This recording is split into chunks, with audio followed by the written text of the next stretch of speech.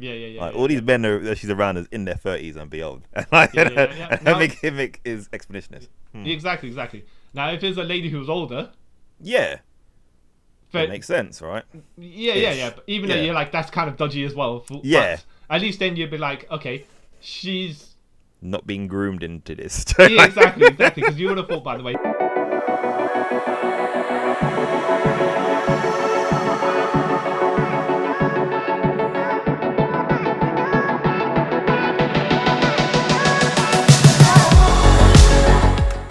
Hi, everybody, and welcome to a brand spanking new retro review thing episode of Trip Around Multiverse with your host, the man who is a homicidal genocidal maniac but gets pulled out the main event for reasons, Carl Charles.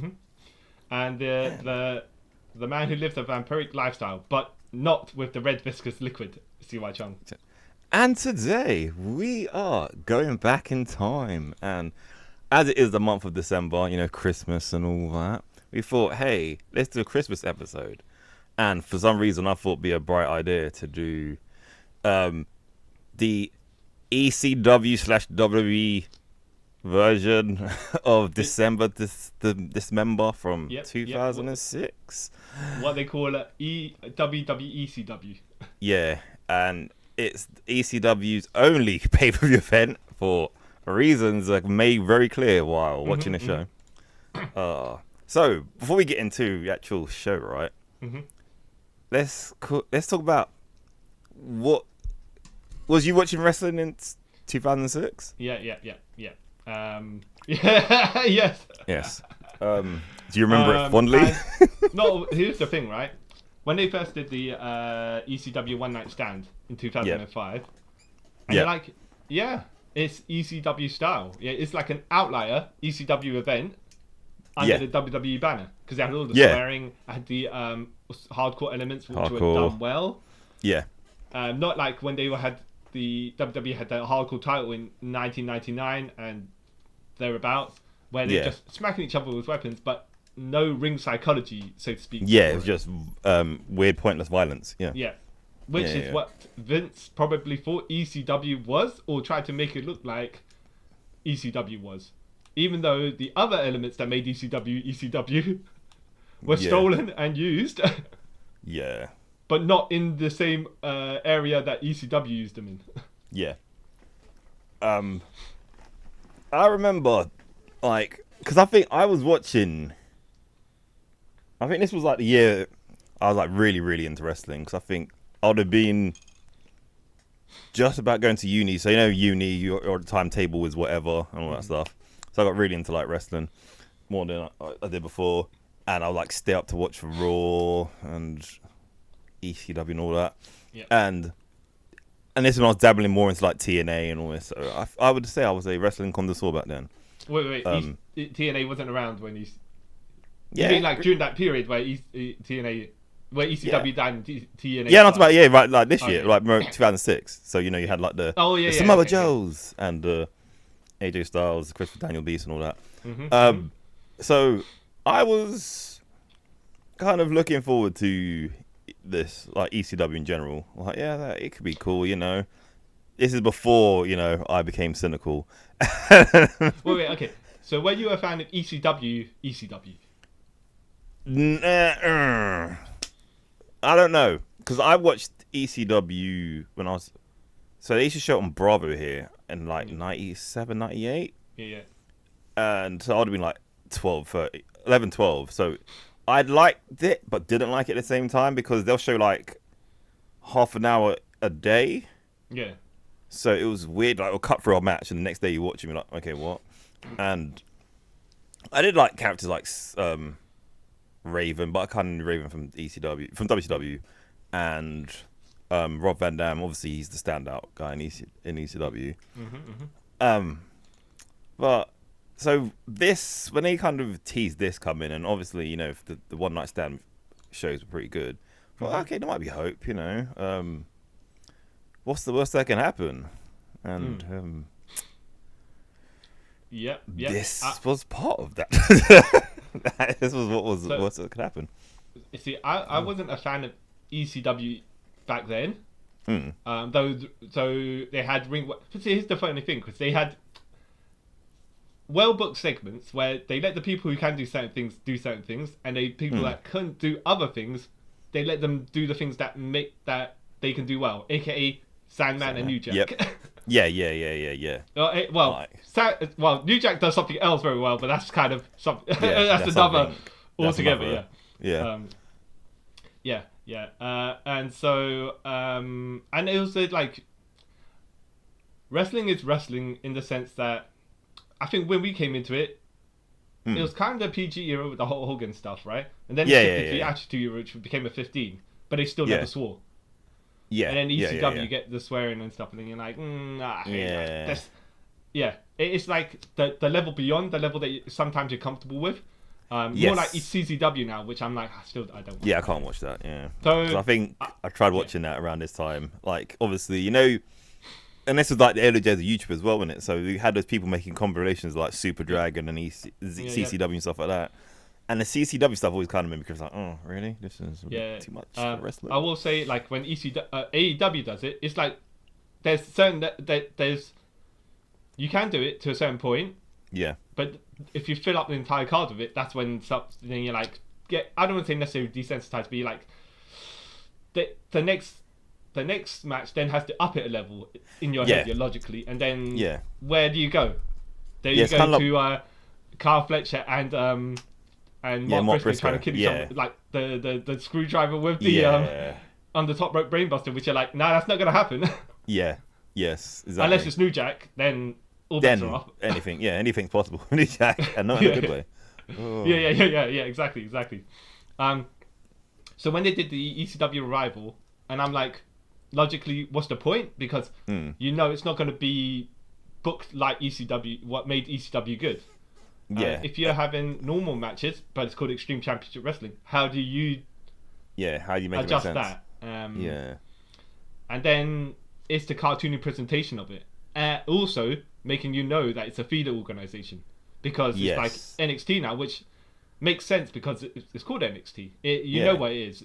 Not necessarily developmental, but apparently when you get a promotion to main roster, even though some people get promoted to main roster, and then misused, so you're like, is it really a promotion? Is it really? It's a testing ground. We're like, exactly.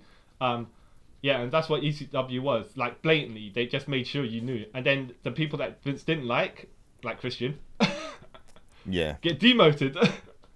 That was always a weird sort of thing. But then, like, some of the good people that I would say come out of ECW was CM Punk, Kofi Kingston. Wait. Kofi started in ECW. Yep, Kofi started in ECW. Remember this. I don't remember this at all. He started in ECW. So did Sheamus. Okay, yeah. Sheamus. I wouldn't say Bobby Lashley because he was... Here's the thing, right, with those. So, are they really, aside from CM Punk here, would you say they fitted in ECW? No, it was just a testing ground, really. Yeah. But CM Punk would have fit in Paul Heyman's ECW back in the 90s. Yeah, he would have. Yeah. But the rest of them? No. I can see Christian adapting himself to fit in it. But I wouldn't say, as a product of ECW, Kofi Kingston, Sheamus, I don't know. Yeah, Kofi Kingston, Sheamus, Zack Ryder, Well, when he was... Christian can go to that territory where you're like, he could be uncomfortable with people on the mic, and then you're like, yeah. Oh, yeah, also Jack Swagger. Yep, he was there. I'm trying to think who else. Lots of weird people. Not to say weird people. Kurt Angle was there as well. Yeah, so it was... Which I kind of got, but there was also backstage reasoning because he was getting a bit too... Merry. Yes. And the person who we shall not name kind of fitted there, and I would have liked to have seen the match between him and CM Punk. But same. I remember watching that match live as well. I was like, oh, this is quite weird. Well, not the match, but the pay-per-view where that all happened. I was like, oh, this is quite weird. And John Morrison. He kind of... would have fitted there. I think as to promote the brand as well. It's a bit like how Yeah. when Kane came there, I was like, oh, okay. Yeah. But when Big Show was there, I was like, I don't know. You know what? I didn't mind the Big Show in ECW because Okay. he moved a bit differently. Like he was a bit. He brought out violent Big Show back again before he became like a joke again. Okay, and I'm sure then you must have watched the Big Show and Batista in ECW, the match they had, which they got booed out the building. Yeah. A train wreck of a match. Yeah. And at that point as well, I would say that Batista's not a man to be able to carry someone like Paul White to. Yeah. The Giant isn't bad. No. But I would. he had his periods where it was like he didn't care. Yeah. He can and he couldn't when he wanted to, right? Yeah, basically, yeah. And Batista's not exactly a guy who can move around to cover up him. The what's it called? Sluggishness of a match. Yeah. So, well, yeah, that was a good time. Okay, so and there's actually a December to Dismember 1995, I believe. Yeah. So don't confuse that one with this event. I think there's a few of them. Or was there a few of them? I think I could be very wrong. Yeah, I probably am wrong. I only saw. Oh no, you're right. Yeah. 995. Okay. Yeah, I thought for some reason I thought there was more of them. Oh, okay. though I have to say, even though he didn't really fit ECW, our boy Monty Brown, right? Yeah, Marcus Covant. Yeah. He could have like been a star here, though. You know. See, I kind of felt at this point, right? Looking back at now, ECW was kind of like their place where they'll take people from other like indie promotions and stuff like that, and sort of test them there and then throw them into the main roster or whatever. Yeah, it's the thing with Monty Brown though. He needed that Jade Cargill presentation because as we saw in TNA, when he has longer matches, it just doesn't work. Whereas if you come in there like Goldberg, just pound people to oblivion, right? Yeah. 5 minutes, that's all you need. Cut the promos because you know he's a top tier promo. Yeah. The guy is not a technical match guy, right? I like it. Like he's got maximum charisma. If you were to put him on the stats. And the mic's good as well. The stuff he's coming out with is just like, you know what? Yeah. I mean, sometimes it's gibberish, and sometimes it's like, this guy's what? But sometimes gibberish is awesome. Yeah, exactly. It's not Ultimate Warrior level of gibberish. At least everything makes sense. Yeah, exactly. And he knows how to draw you into a match as well. Yeah. Just unfortunately, he had the, and he could do moves as well. It's just that he couldn't put the stuff together in between, which is really strange. I think if he probably stayed wrestling, he probably could have, but circumstances happened. Or here it would have been better because he could use his showmanship. Yeah. Instead of relying on technical ability. Yeah. But he's doing fine, I hope. Yeah. I mean, like, so his the story goes that his sister died, so he stopped wrestling. Yeah, to take care of his nieces and nephews, isn't it? Yeah. So obviously he's making more money as a personal trainer as well. So fair enough. Yeah. So good on him, man. That's a very noble thing to do. Actually, you know what? What's it called? It's Alpha Male Training or something like that. Alpha Male Fitness, I think it was. Oh, he kept on down the gimmick. Then I think I watched a video package as well, and he's telling him to jump between the tide. He's like, yeah.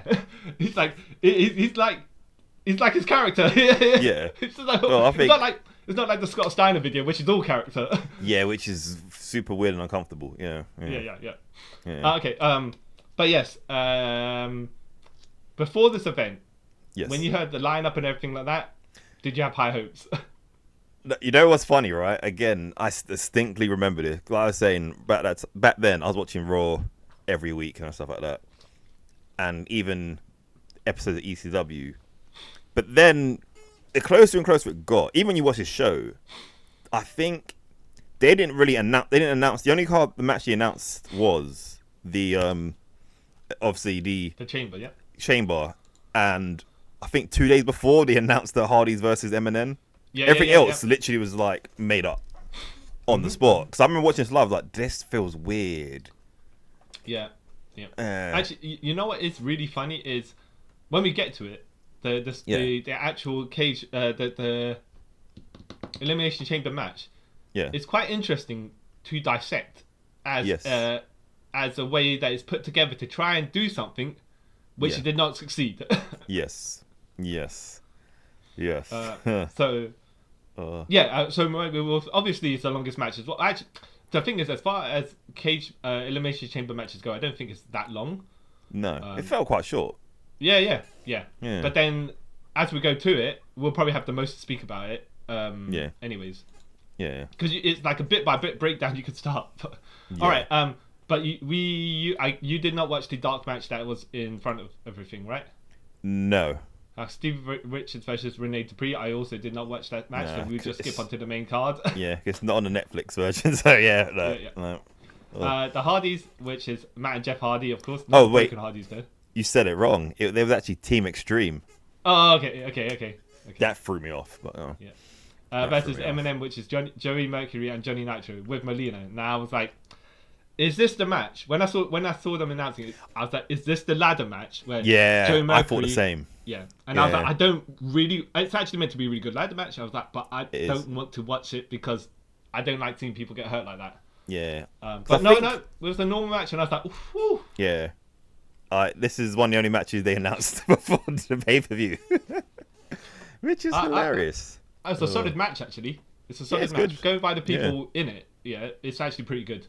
Matt Hardy, even like 2006, his knackered knees that he could rarely bend.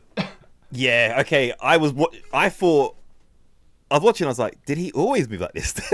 No, surely not. I thought it came a bit later, but I was like... like, when you're so used to seeing him for 20 years after this, right? Yeah. You're like, that's how the way he moves, right? Yeah. But even before this, you're like, like you say, at what point Curiously, did his legs just not like look like they can't bend anymore? Yeah. Wow. Yeah, it just I was like, wait, this is 20 years ago. Wait, what? Has he been like hopping along ever since this? It must have happened before this. I don't know. Yeah, but it's them top rope leg drops as well. I think they kind of compress his spine and stuff. Yeah, messing up his hips.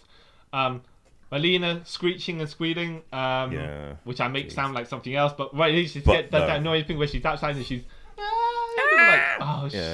shut your mouth, woman. And you know what's funny, right? You saw Taz was trying to sell it at first, like, it's great, and then you could tell as the match went on and on, he got more annoyed by it. He's like, there she goes again, yay. Look, I quite enjoyed this match actually. Yeah, no, it's a good match. Because I knew there was a ladder match. Yeah. I was like, okay, so do the Hardys lose this and then there's a ladder match rematch? But it's the ladder match before this. No, it's afterwards. It's the next month on Armageddon. Yeah. Wait, no, because if this is December to Dismember, you mean later in this month, in that month, right? Surely. No, I think you're probably. I think it's like 2 weeks later. Oh, okay. So this was on the 6th. Yeah, I was like, next month is January, which is usually Royal Rumble or New Year's Revolution or whatever it is. Wow. Yeah. So I assumed that Hardys were gonna lose, but no, they won. I was like, okay. And I didn't say they buried the boys, but it was the finish was a double twist of fate, which is not really a double twist of fate. It looked like a double diamond cutter. Yeah. Which then Taz called it something else. I can't remember what he said it was. Yeah. And then Jeff Hardy gave them a double swanton. Double swanton, yeah, which looked. It looked bad on Joey Mercury's back. Yeah. Because it's at the point where Jeff Hardy's just like, sorry, I'm just gonna just throw myself. Yeah. yeah, exactly. It's like first because he was saying he used to take care of his opponents, but then it used to mess him up. So just like sorry, full force, not full force, but just like reckless now. But it's easier to catch them on the front. Yeah. It's just when you got the back, that's awkward. Yeah, because when you look back at the swanton, remember it used to look amazing and stuff, and sometimes it still looks, but how he sort of lands, like you said, it just looks bad on him. Yeah. So funny enough, get it. I was looking at Sean O'Hare doing the swanton bomb, which is in the night. Like I would say, in a way, it was smoother. Yeah. But then I guess at some point, because this is a big difference between in jump in time, right? Yeah. You will like your body can't handle the way they used to do it, so you just do it. So after time, you're just like, oh. Yeah. Which then explains why Jeff Hardy was saying on house shows he would just do the twist of fate. Yeah, which makes sense. Or the twist of hate is called now, but yeah. Yeah. Which is the stunner, but yeah. Yeah. Yeah. So this was a cool match. But then I was watching back at it and I was like, poor Johnny Nitro. Yeah. Now, do you want to explain that sentence? Oh, well, how he sort of got, I don't say punished. Yeah, he got punished for letting his girl make him look like an idiot. Yes. Yeah. And let me just further explain it, right? To like, no, I want to say I'm a Johnny Nitro fan, right, or anything like, because he could do stuff. Yeah, I was a fan. But yeah, it's good that he's with Tyler Valkyria now. Yes.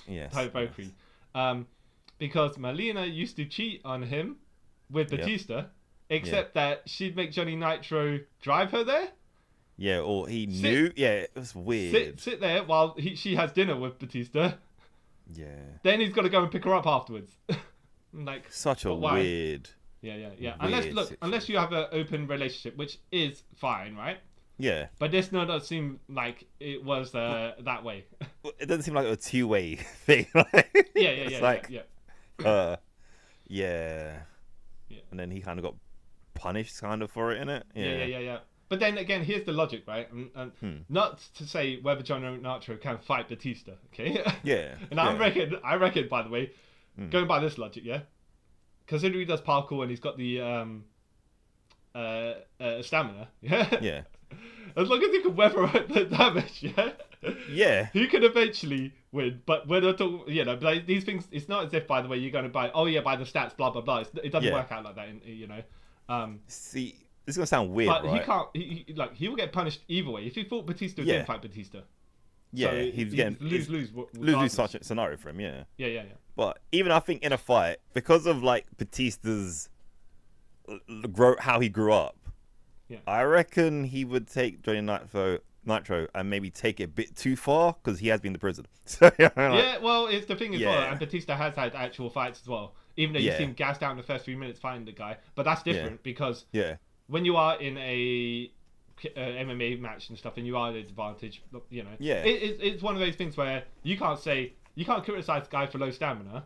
If you're going all out in those, like say you do a sprint, right, and then I say, oh, you can't even run for 1 minute. Well, that sprint, that 10-second sprint, that 20-second sprint would have knocked you out, Right. So Batista gets gassed. But I will say as well, that leads to another thing, right? Not to dwell on all this, right? But in Batista's book, he was saying that about his fight with Booker T. And and they were saying that it was because he was on Raw, and then he when he got moved to SmackDown, he was like calling it the B show and stuff like that, right? Whether he did or didn't, I don't know. But or maybe he said a comment that went out of. I'm not trying to defend anyone. I'm just saying lines can be crossed. Okay. And so that started beef with Booker T because like Booker T's on SmackDown. He's like, well, why are you saying about the boys work hard? How can you just walk around just because you're the friend of a guy who's in charge, sort of. Exactly. It doesn't mean you can run your mouth and burst the bubble at everyone else. Okay. So then they had their tiff, right? Well, their tussle, which who was it said? Was it Finley said that Sharmell booted Batista in the nads, right? Yeah. And he no-sold it. Oh wow. That's gangster. Yeah. Well, it's actually a bit more like before this. From Batista's point of view, he was saying that he was getting. They were doing recording an advert, and Batista was in not the caravan. What's it called? The trailer. Right? And he was getting changed, and Booker T challenged him. Yeah. And he had to tell Booker T to get out. Yeah. And then we put on something, and then we can have your fight if you want. Yeah. Okay. And then they went to a closet area, have their fight, and then, or I don't know kind of what it was. But in Booker T's book, he explains how he did it for the boys, right? And he's like, Johnny Nitro is one of the boys. Fair enough. He's like, Batista, there's partially it's because of the shenanigans, and partially and then partially there's things. probably other things as well. So Yeah. But yeah, look, if Booker T was standing up for Johnny Nitro, fine. But I think there was Yeah. other stuff Yeah. However, Batista's not gonna say, "Well, I was cucking a guy." Yeah. Yeah, and then Yeah. someone called me out on it. Yeah. Yeah. But apparently they after that they were cool. Yeah. Yeah, which I respect. Yeah. Yeah. I mean, like that's what I would say mostly happens in this testosterone-filled company where it's like you have beef with someone and then they'll have their whatever it is, they'll blow up and then they'll be all right afterwards. Yeah. Because at the end of the day, you've got to trust the guy in the ring. Funny enough, even though it makes it look like Booker T won the fight, when we go into the actual wrestling as King Booker and he's getting destroyed by Batista, it's like, well, yeah, who won in the end? Yeah, who won the real thing? Yeah. Yeah. But that's a sad consequence of Yeah. What's it? Stevie Richards was saying, and I can't remember who it was. It was one of the female talent was having a problem with Batista. It might have been Ariel, which we're getting. Yeah, I think it might be. Yeah, because. And then she was having a go at him for something. I can't remember what. Breaking up a relationship or something like that. Maybe she was defending Johnny Nitro as well, or could have been another one, right? Because Batista is a bit of a manhole. Yeah, he was a bit of a man whore back then. Yeah. And then Steve Richards like to Batista because they was catching it. He was like, you right, man? You okay, Dave? Yeah. And he's like, all he's seeing is Dave smirking and saying, yeah, it's cool, it's no problem. Because and Steve Richards trying to cool everything down, just like, I have a word about if tell her to cool off or something like that if you want. And then Dave's like, no, don't worry about her. Right? Yeah. It's all good. And then next day, she's gone. So yeah. But apparently they've mended fences since that. So. Well, everyone? You mean everyone involved? Oh well, Batista and not Ariel. What's the real name? Shelly Martinez. Yeah, they've patched things up since then. Well, these things always happen afterwards, and that's it's good. Some people hold eternal beef. Yeah. Some people, like Bret Hart, forgive, forget, and then relive it again. Yeah. Relive it again. Yeah. Okay. But and that's us dropping knowledge for no reason whatsoever. Yeah, no reason not to defame Batista. I'm just saying, I'm not a fan of Melina. I wasn't a fan of Melina after I heard more about her. I will say I did feel sorry for her when they're talking about Wrestlers Court and how what they did was just badmouth her until she cried. And I'm like, that's kind of a douchebag move, isn't it? Yeah, exactly. Yeah. But anyways, what a massive divergence. What did you think of the match? Oh no, I really liked it. It's kind of probably the best match on the card, if I'm honest. Yeah. Because when we get to the next match, Okay, now I've got stuff to say. Do you listen to Steve Richards' podcast, by the way? I see bits and clips and stuff on YouTube. All right. Let some me, of them, so some don't. I'll every now and then I'll drop some information I heard about particular things. He wasn't talking particularly about this match. He was talking about Balls Mahoney. But let's go about the match first with Matt Striker. And I was like, okay, this is just a match so you can have an ECW guy get a win, and you an ECW original. Yeah, that's all I thought about it. Matt Striker came in there to be a jobber, which he was. Yeah, he came in there to get the right kind of heat to job out and be fine. Yeah. That was it. There's nothing more to say about the match to me. No, because it's throw a bone to the old fans, kind of. Yeah. Right. And it kind of didn't do Balls any service because he's known for having the hardcore matches, right? And this was the gimmick of the match was Strikers Ruled, where you can't do top rope moves, gouging in the eyes, and all that stuff. I was like, okay, that's kind of funny. It's different when you get called out when you're a hardcore wrestler, for example, or you wrestle a particular style, right? A brawler, for example, like Stone Cold Steve Austin. He gets called out by someone for not being a technical wrestler, and then Stone Cold's like, you know what? I'm gonna wrestle a technical match. Then in that case, right? Yeah. I think Balls can do a technical match, but this wasn't that kind of showcase because you don't get a guy like that and you'd be like, let's have this kind of match. It would be, you would have that kind of match and then you would break the rules within it. Yeah. To get the pops. You've got to put it away. You've got to do it in a way where the referee doesn't see it. I'm not saying Eddie Guerrero lie, cheat, and steal way, but just yes, it's a technical match, yeah? Yeah. And then you make sure the referee's looking elsewhere while you then hit him with like a chair or something like that, and Yeah. then you continue the match as though you didn't do it, you know? Or Yeah, if exactly. if it's an ECW, or if it was Bill Alfonso or like a proper ECW referee, they'll just do this. They'll cover their eyes and pretend they Yeah. did not see it, and then you'd Yeah, be like, be a part of it, innit? it's Yeah. a match deliberately to break the rules that it's enforced, and that I could get behind. Not the steel cage Yeah. matches where it's to keep people Yeah. out and then people come in. Come I in don't anyway. understand. Yeah, kind of contradicts the whole point of it. Yeah. Mhm. Stupid. Yeah. Yeah, but so yeah, this was a fine match for what it was meant to be. Yeah. I say that's the only way we can gauge it. Yeah. It was 2 minutes longer than it should have been, in my opinion. But Yeah, probably. Yeah. Yeah. It's not getting like 5 stars or anything like that, right? No, But no. yeah, I will say Stevie Richards was saying when Vince saw Balls Mahoney, he's like, yeah, that's my kind of guy. Yeah. For some reason, he was like favorable towards Balls, yeah. Yeah. And then one time he saw Balls outside one of the traders reading a book with his glasses, yeah. Yeah. And then that's when Vince soured on him. So he thought at he this lived the point- gimmick. yeah, I don't know. At this point, I think this is when he was still in favor. Yeah, because he won. Yeah. yeah, exactly. Wow, that is stupido. Okay. Yeah. Wow. Okay, Poor now next match. Elijah Burke and Sylvester Terkay versus the FBI, the full-blooded D'Artagnans, but not the Chuck Palumbo version. No, or the original. Actually, this technically is the original ECW version, but not at the same time. Yeah. So this is Little Guido and Tony Mamaluke with Yeah. Trinity, who came from TNA. Yep. Uh, For a cup yeah. of coffee and went back. Yeah. Wearing the costume that looked like Lita wore it way back in the day Yeah. when It's she like, was in Serious.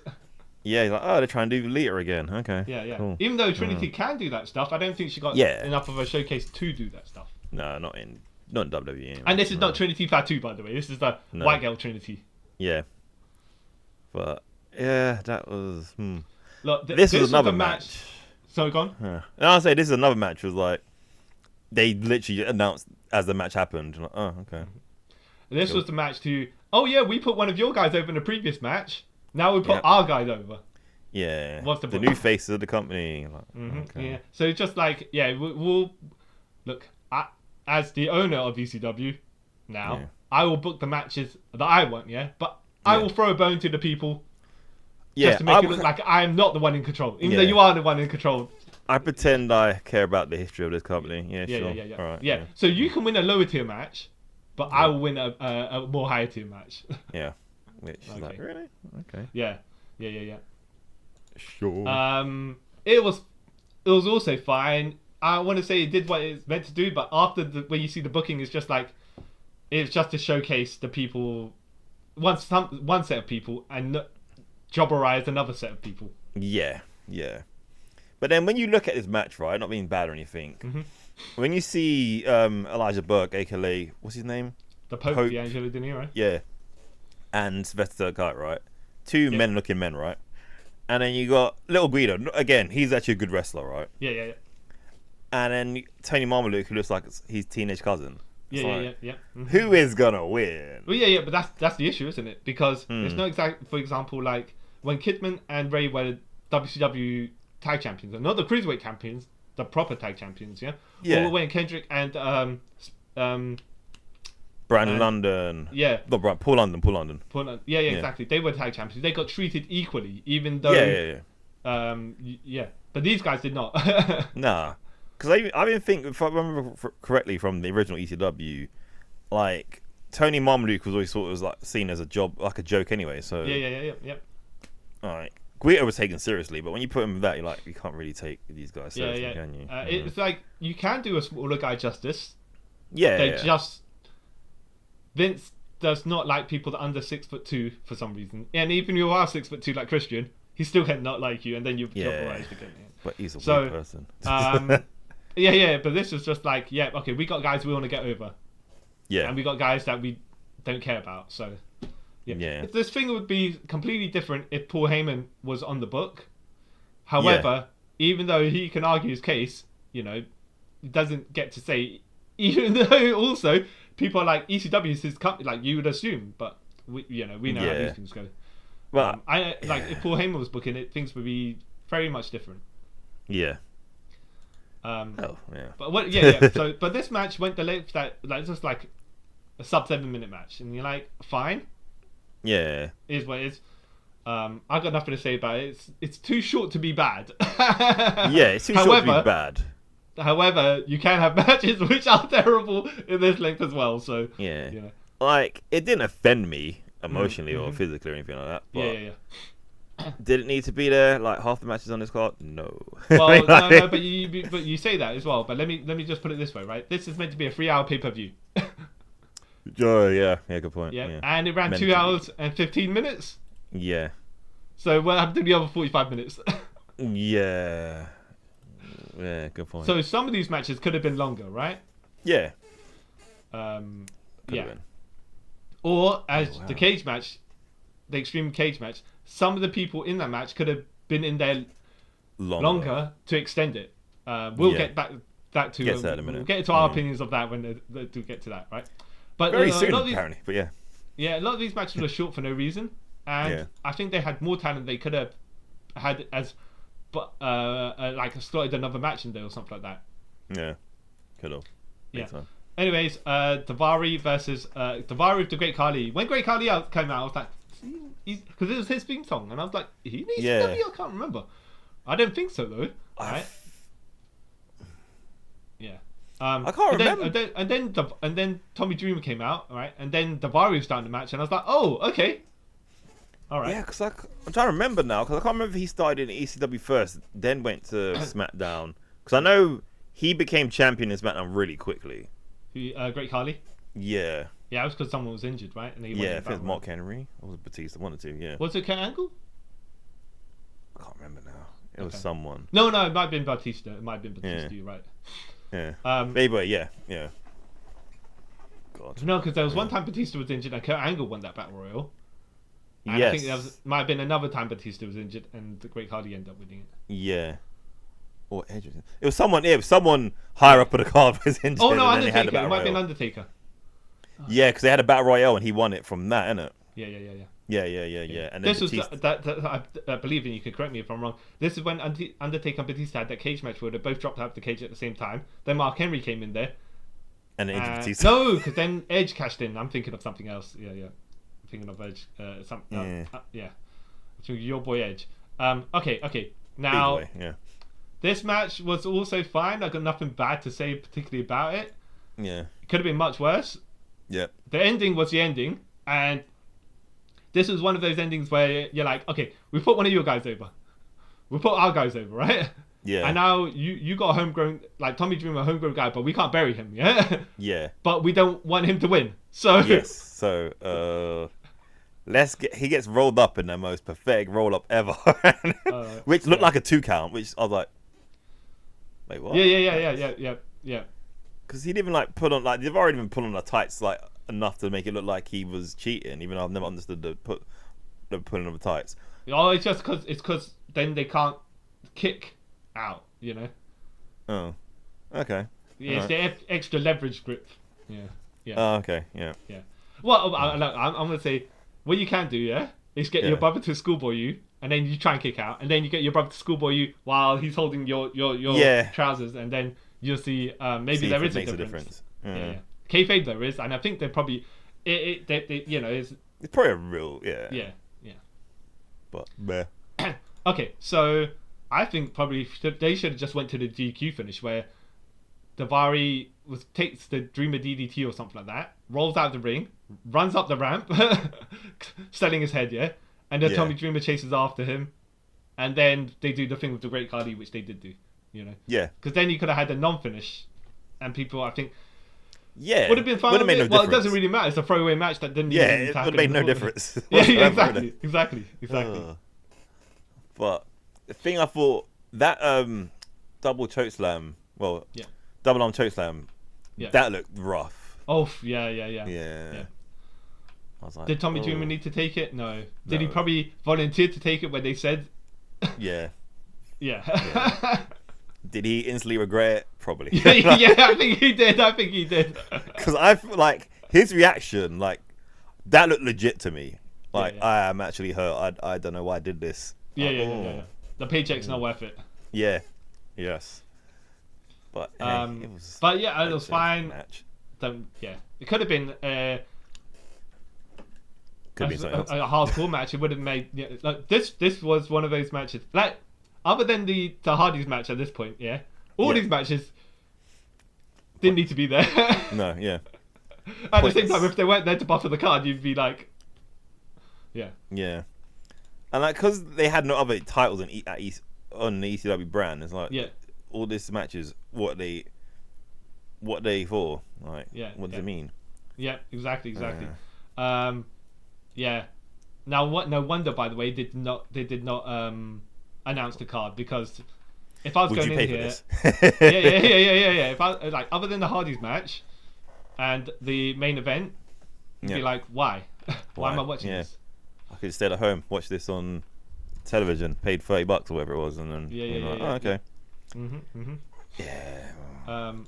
Okay, so what did you think of this match? Exactly. A big dirty yawn. Yeah, literally. And like, it was one of those things, watching it, because I was paying attention, and because how it ended and stuff, I was like, did I miss something? Nothing really happens. Like you said before, Carly should have just interfered from before, and then that would have been it. Did the Warriors get a win? Carly interfere from like, it didn't even have to have the match. They could have just had Sean like, they just beat up Tommy Dreamer from the beginning, and then you could have had the exact same length of stuff to take up the time.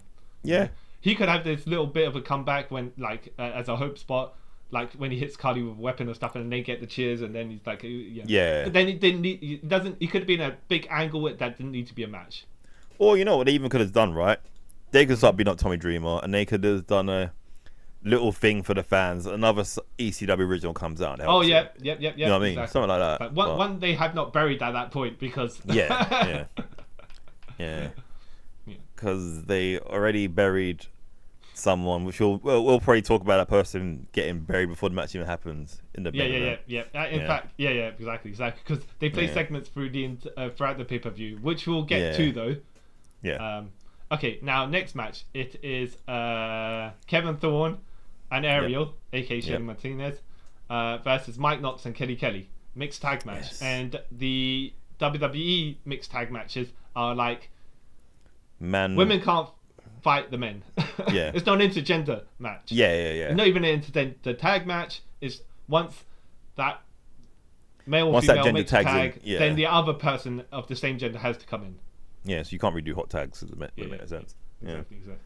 And before the beginning of this match, where Mike Knox and his girlfriend, quote unquote, Kelly Kelly, he's posing on the ropes. She's like, "Oh, I just want to congratulate CM Punk." She gets a mic. She's trying, And then I wish CM Punk the best for the match coming up. Yay! First of all, I'm like, Kelly look well young, right? Secondly, I'm like, the exhibitionist gimmick. Why? Even when this was around, right? So this was it's 2007. She was 19, right? I was 20 at this time. Even I was like, this seems a bit weird. Like, all these men that she's around is in their 30s and beyond. And her gimmick is exhibitionist. Exactly. Now, if it's a lady who's older, that makes sense, right? But even though you're like, that's kind of dodgy as well. But at least then you'd be like, okay, she's not being groomed into this. Exactly. Because you would have thought, by the way, you're that young and you're on TV, and you're like, oh, well, I will probably get fired if I don't do it. So, and then you're like, no. But it's funny, because I remember saw an interview with her about it, and she's like, when they explain the gimmick to her, she's like, I didn't even know what the word meant. Like, you're young and naive, just like me. And then Mike Knox being her boyfriend, but I'm like, no, it looks more like you're her dad. Right? And then I don't want to say, you could have just done the gimmick and he's her stepdad, right? And it still would have, or even brother or something. Well, look, they could have just done it. It's like, she was his valet, and that's it. Exactly. In her contract, is she's contracted to be his valet, done and dusted. And then you could have done the whole thing, but adding the girlfriend angles, it felt weird. Especially since he looked like he was. I don't know how old he was, right? But he looked. I think he was late. I had to Google this while watching it. I think he was like, He was born 78, so around then he would have been like 28.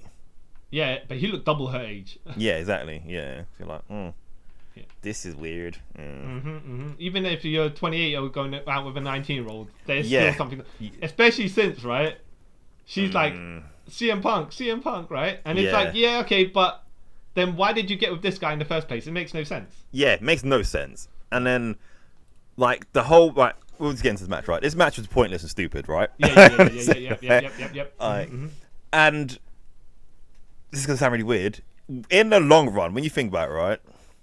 Mike Knox was not the bad guy. No. Okay, he is. He is and isn't at the same time. No, he became the bad guy, right? Because they had to. So she was meant to be the face, except that if you're going out with someone and they're going for someone else, right? Yeah, openly showing affection to someone else. Yeah. How do you logically be the heel? However, in order to do that, as they do in all sorts of programs, yeah, you got to start being the buddy boyfriend. Yeah, which is in order to get the heel heat. Yeah, which is because when he walked out, I was like, I don't see anything wrong with this. Like, you've been taking him from Mug. Yeah. You've been taking him from Mug for this long, so. Yeah, so he abandons her mid-match, and then she gets beat up, and then they chant CM Punk, which would have made sense, except that he was in the Elimination Chamber.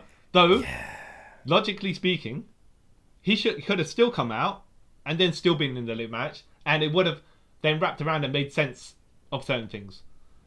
Yeah. However, they did the next best thing for the situation. Which would then have the Sandman come out. And I'm like, and he got his pop, and like, his pop, Like, okay, that kind of makes sense. Yeah. So that's how that match ended. Sandman just swinging single canes around and stuff like that. Yeah. It's I don't know. It just felt so dumb. It's like, so he come out. I get it. Yeah. Another man who's old enough to be her dad coming out saying, yeah. But that's different because he was coming to save someone. Yeah. He was coming to save his stepdaughter. All right.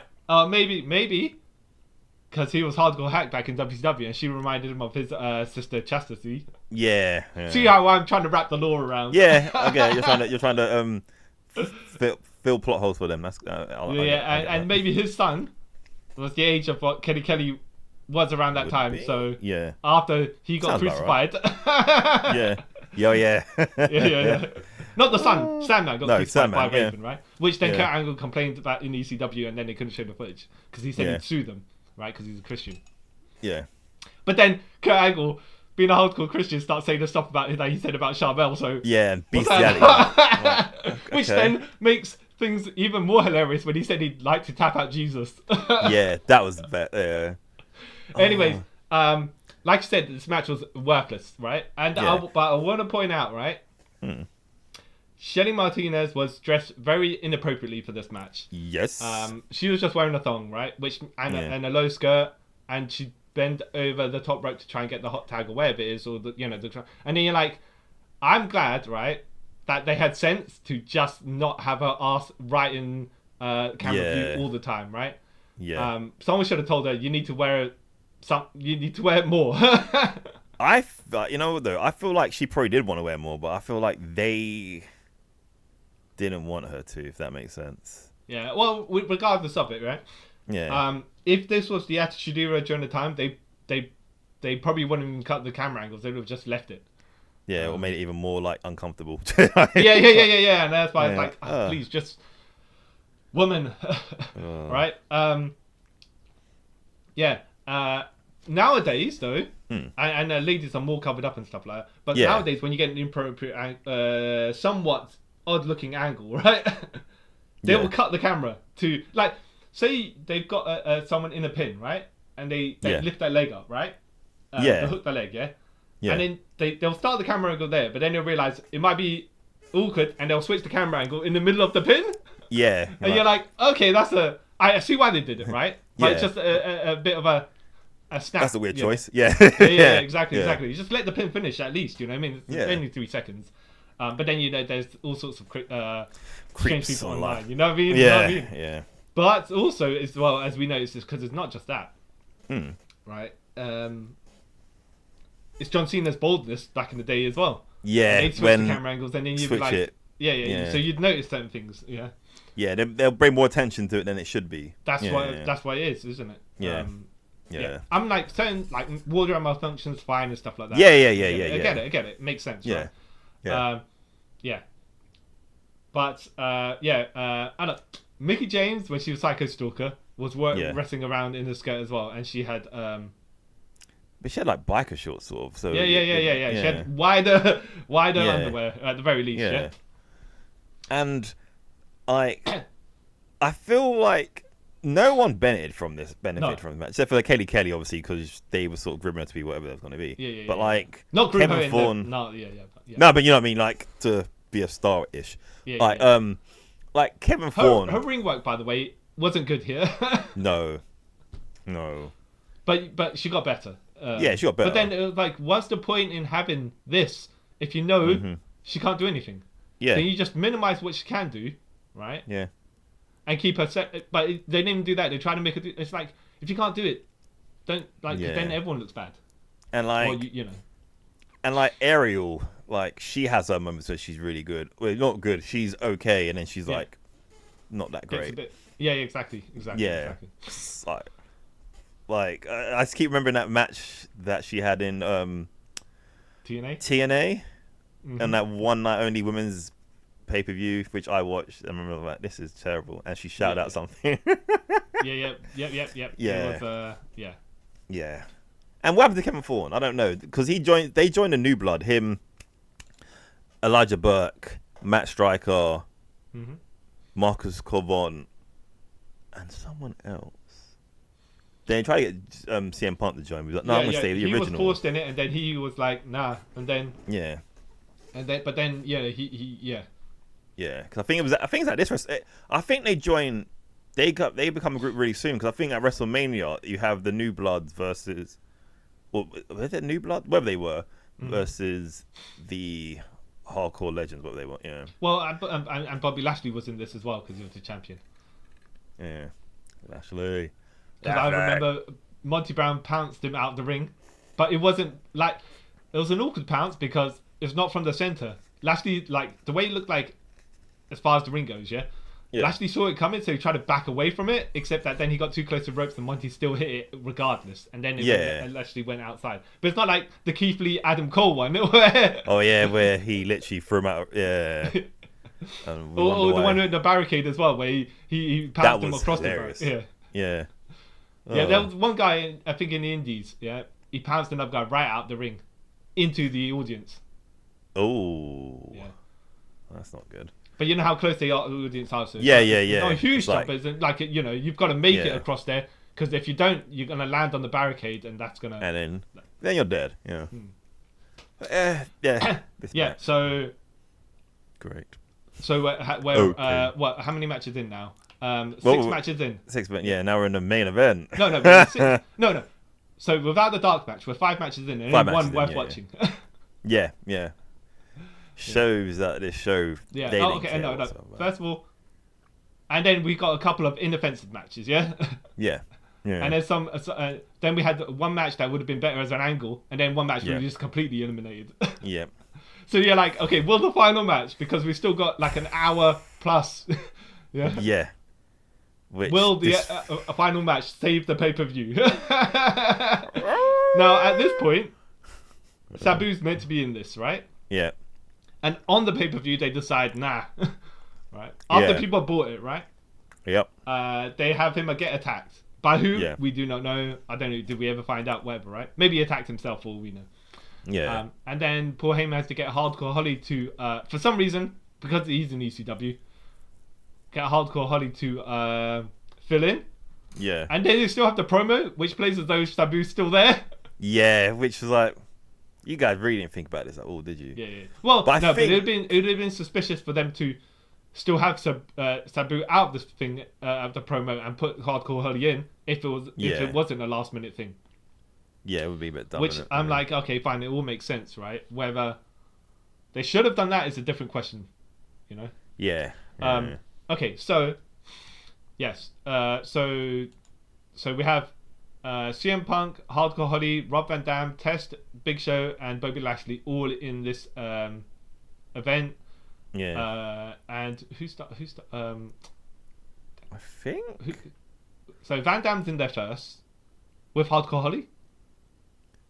I think so. Yeah. And then it's CM Punk in third, Test in fourth, Lashley in fifth, and Big Show in sixth. Yeah, that's the order. Yeah. Oh, mind you, yeah. Big Show is the ECW champion at this point. Yes. Yeah, because he beat Rob. So no one was excited to see Hardcore Holly and Van Dam start the match, right? No. When CM Punk came in, I was like, okay, fine. But then logically, right, they have Van Dam pin CM Punk because they don't want the crowd to turn on them this early. So if they have a fan favorite pin another fan favorite, according to their logic, you're like, they won't turn on the match. Yeah. Yeah. Okay. Fine. Fine, I guess. That's probably the best decision they made in the entire match. Yeah. And that's only what 10 minutes. 12 minutes in, innit? Yeah. 12 minutes in. Yep. Oh. And then the rest of it, train wreck. Yeah. Because I believe then Test eliminates Hardcore Holly. Yeah, because they're meant to be working together to ensure the Big Show wins. But then he comes out and instantly like big boots him and then pins him. Like, yeah. And then he also pins. By the way, as we're going through this, you can make the comments as you're going along, right? Yeah. But then Test also pins Van Dam, and then it's when the crowd's like, and this is before the fourth person comes in, right? Yes. No, before the fifth person comes in. Yeah, because like a big 5 minutes between. Yeah. And at this point, the crowd's like, where's our refund? And BS, but not Big Show. no more BS. They didn't let Bobby Lashley come out of the cage. Yeah. And then he had to go to get the table that was in the chamber with him, and he starts stabbing it upwards. Yeah. So then he could climb out. And I don't know if they were expecting a big, huge reaction for Lashley for doing that, right? I was going to expect him to do the Goldberg thing where he just breaks the cage and comes through anyways, yeah? Yeah, which would have made more sense, right? Yeah. And I could see how this match is enraging you so far, so much that you're like tearing it apart. I ripped off my guard by accident. Yeah. And then, okay, right, but so you want us to cheer for Bobby Lashley at this point? But it's like, it's kind of like they want you to cheer for Bobby Lashley by default. Yeah. Because you got rid of the two people liked. Yeah. And the two people that would be cheered over Bobby Lashley. Problem is, no one wanted to cheer Bobby Lashley. No. You can't make the crowd cheer the only face left in the match if they are not connecting with that face. Yeah. It's a bit stupid. Yeah. Which we'll get to. Actually, so then Lashley eliminates Test, and then it's Big Show and Lashley. Yeah. And then you're like, all right. And then I think they had the big pop where I think, was it Big Show had the barbed wire baseball bat and he's swinging it at Lashley who's blocking it with a chair. Yeah. Okay, that's about it. Right. And then, so by the time, everyone who's come in has been eliminated before the time limit ran out for the cage to open on the next thing, right? Yeah. So then you're like, okay, Big Show and Lashley left, all right? Yeah. They're not exactly going to go 40 minutes. No, exactly. 7 minutes tops. I mean, like... Yeah. But this is like them manipulation tactics. Like remember that Royal Rumble? I think it's 2014, where no, it wasn't 2014 because that's when Batista won it. That's when Batista won, and he told people to suck it. Yeah. I'm talking about the one where Roman Reigns won. Is that 2015? 15. Yeah. Where people came in and Corporate Kane and the Big Show just started KOing people and then dumping them out of the ring like trash. Yeah. And then people just started turning on the match because they knew what was going to happen. Roman Reigns was going to come conquering hero, and they assumed at that point if all your heroes get thrown out by the people that you hate, right? Yeah. Then you'll cheer the guy who conquering. The problem is though, at that point, Kane and Big Show were dull characters. So when people booed, they weren't hating on the heels, right? No, they were just like, we've seen this for like 20 years at this point. Yeah, exactly. They're hating on the booking because they're like, you're trying to do something, Yeah, push us trying to in a manipulate direction. our feelings. Yeah, Yeah, exactly, and we're not having it. yeah, Especially when the guy who you're trying to push is the guy we're still hating as well. So yeah. So it's like, that's a different thing altogether. yeah, Well, no, it's a similar tactics they were using. yeah, Yeah, and Similar, still then terrible. Lashley spears the Big Show, and yeah. yeah. You're like, oh, okay. Okay. Because I know there's one bit where Big Show does Bobby Lashley's finisher at the time, the running power slam. Like, oh, he hit him with his own finish. And I was like, Yeah. No. okay. But Cool. if Big Show did a drop kick, a top rope missile drop kick, like he Yeah, did bought on that. Viscera, yeah. I'd have been bought like, that. all right, Wow. that's something, you know. No. Yeah. But yeah, no. Yeah. This cage match was not good. No. If it was longer, it could have been better. But then you need Van Damme and Punk in there because they're the ones that can last to that length. Yeah. Because like, it might like, yeah, it's the worst elimination chamber match I've seen, if I'm honest. Yeah. But that's because of the way that it was structured. Yeah, like it just seemed stupid.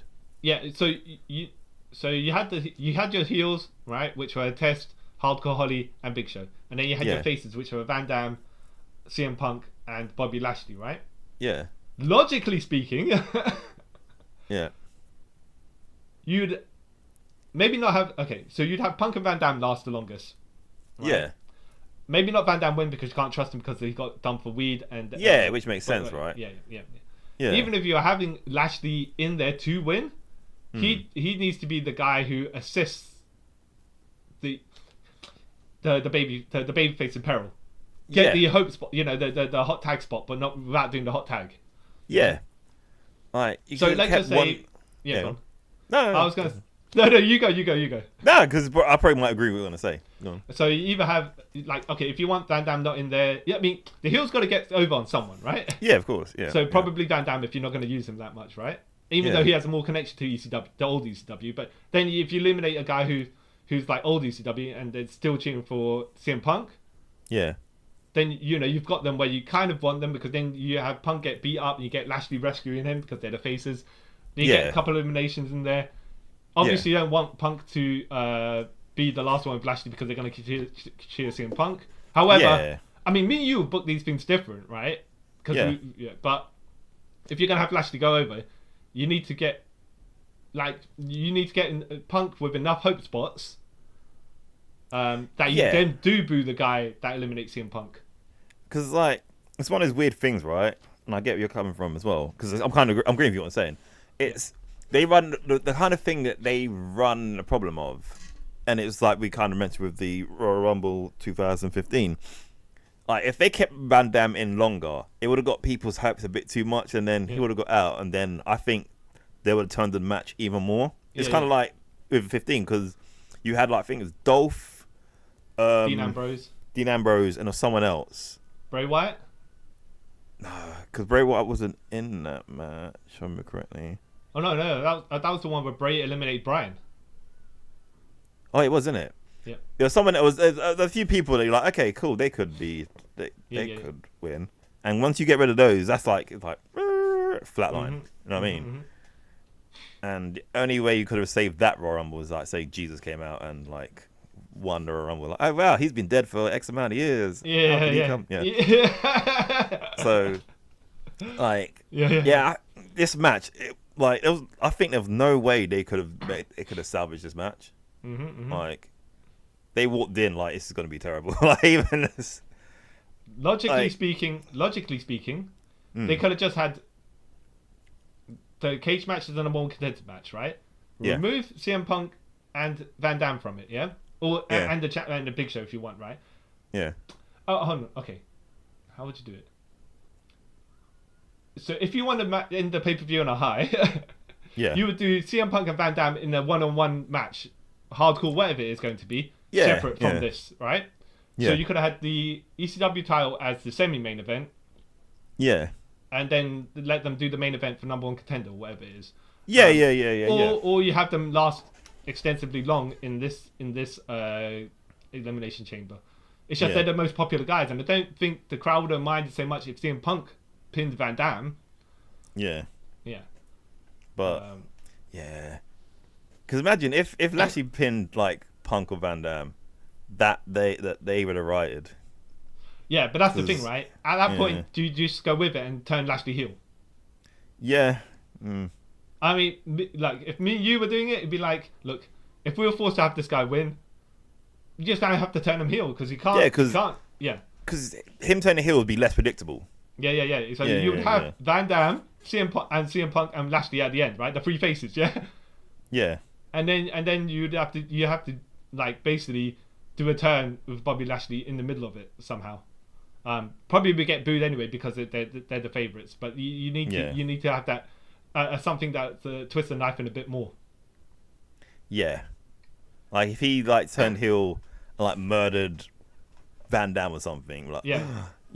Then he become like super mega heel. And then it'd be between him and Punk, where it's a new champion, right? And you just have him. At this point, Punk's probably been in it for an extensive. Like you probably have Punk number 1 and Van Dam number 2. Make them last half an hour or something like that. Yeah. And then Lashley can pin Van Dam, right? Get some heel heat, and then start really mauling CM Punk. Yeah. And it's kind of like, then you get the reactions that we would want as the heel Bobby Lashley, right? So you get the boos, and then you give enough Punk enough hope spots. Yeah. And then you just have Lashley, spear him to oblivion at the end. And then you're like, okay, we got the guy over there who we wanted to go over, that they wanted to get over, not the guy that we wanted to get over. Yeah. And then it will lead to when Punk wins, it'll be a cool thing. Yeah. But hey. Did you know about the original plans that Heyman had for this? No.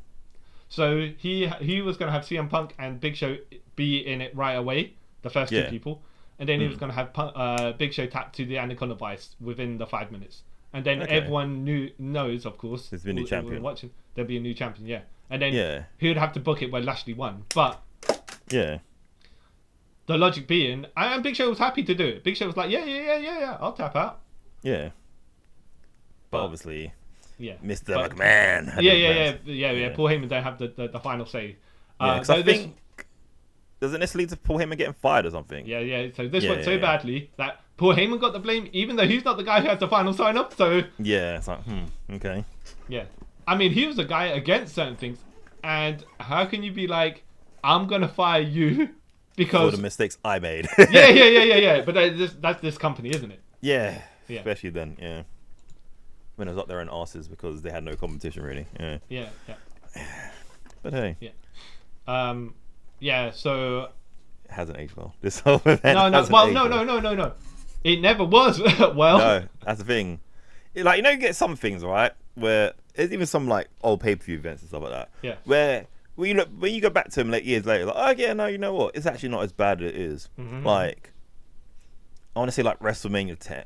Because I still think WrestleMania 9 maybe 10. No, people said 10 was a bit meh, but then when you go back now, you're like, oh, you know what? 10's actually alright. No, because 10 had the Owen Hart Bret Hart match, and also the Shawn Michaels Razor Ramon ladder match. Or am I thinking 13? You're thinking of 9. No. 9's no one's ever come back and say, yeah, no, 9's pretty good. Oh, okay. That's terrible. All right, maybe. Wait, is it 12? Which is the one with Bret and the Iron Man match? Yeah. Yes, 12. No, Bret and Austin, I Quit match. Oh, 13. Yeah, 13. That's one people like, oh, and then you go back now, like, you know what, 13's actually not bad. Not bad. Yeah. Well, that 13 was a one-match show. Yeah. Well, like most WrestleManias were until a certain point, Like 14 was terrible. But yeah, you know what I mean? But this, you're like... Yeah, this one stays static. Yes. You know in your heart, you're going in there and it's terrible, yeah? You're like, it doesn't really budge. Yeah. Like, oh. But it's a case study of how you can apply certain logic to a match to try and make it push an agenda, right? Yes. And not succeed. Yeah, exactly. Yeah. Like, I don't know if this is before the forced Roman push. I think this might be the like. No, but I think Lashley was not getting those Roman reactions. No. They just didn't like the way that Van Dam and CM Punk were being treated. Because, the fan base is like, all right, well, first of all, an old star is fine, right? Pushing the old star, and then you get a new star that's getting over. And between the two of them, they are our chosen guys. Yeah. And then obviously Vince is like, no, because I decide who's your chosen guy. I decide who's your chosen guy. Yep. I want big Lashley. Yeah, I want you to like Lashley. Yeah. Where's the meat? Where's the beef? That's it. Yeah, so I think this kind of like tampered Lashley's career for a bit, if I'm honest. Yeah. Lashley's better now, actually. Funny enough. Yeah, a lot better now. Yeah. But I don't think they booked him to his strengths there either. Though I will say, I don't think Bobby Lashley is the most impactful wrestler back then, right? Yeah, back then. Yeah. But I think he's suiting more to his strengths now. Now, yeah. Well, not just now. I mean, like 10 years from then, even. Yes, when he gets to like his second time in TNA, not his first time. His first time was kind of terrible as well. Yeah. Yeah. But, it is like strange, is because it's like AJ Styles was in TNA for an extensive amount of time, right? Yeah. I think it was when he left for New Japan after he joined for Ric Flair, who kind of gave him more personality. Yeah. It's when he went into New Japan, all of a sudden he had stacks of personality. Yeah. Because I think I'm guessing because of the language barrier thing, he didn't feel that self-conscious probably. Yeah. And then when he went to WWE, he's like, at that point he's confident in his mic skills. Yeah, which is awesome. Yeah, exactly. So it's an odd thing sometimes with Yeah. Even though they were running the Bobby Lashley softly spoken hard hitting or something like whatever it is. Yeah. I was like, really? This is what you want to do? Yeah. Cool. Yeah. Okay, now let's say you had the book, yeah? Yep. And you got given these people. Actually, first of all, would you have kept Sabu in the match? No. Okay, so regardless of the book or not, and I'm not saying, by the way, I'm not telling you who to put over, whatever. Let's just say I'm the guy who signs off everything. I say, who do you want in your match, yeah? And because we are thinking of taking Sabu out and putting Hardcore Holly in, would you be happy with that? Yeah, because it's going to sound really bad, but I feel like less botches is going to happen with Hardcore Holly. Okay. Yeah. Okay. All right. And I myself kind of going in. I might book it different, but we'll split. So, all right, okay, that's the first thing. So we'll do the angle where Sabu gets beat up during the pay-per-view, blah blah blah. Okay. Not even that. I would even put him in the match together, like from the start. Oh, okay. Advertising. I wouldn't put him from the start. Well, yeah, the match is already. We already booked the card at this point, so. Yeah. Okay. Well, this is the day before how we're going to put the match together, yeah? Yeah. Okay, okay. So you have all your players in your match now, right? Tell me, how do you segment the match? No, you don't give me timestamp specifically, but you could say it goes a certain length. Who eliminates who? How you're going to structure it? See, I would have started it Tess and RVD. Okay. If I'm honest. Yeah. And then after that, Hardcore Holly, so then they can like double team him for a while. Yeah. And then CM Punk comes out, gets the not the hot tag, but the little flurry of cool. Actually, yeah, and then and actually no, I'll change it. Go on. I know because of how Lashley is. I was gonna say I have him at the start, and he kind of runs the whole thing. Okay. But then he'll have to eliminate all of them.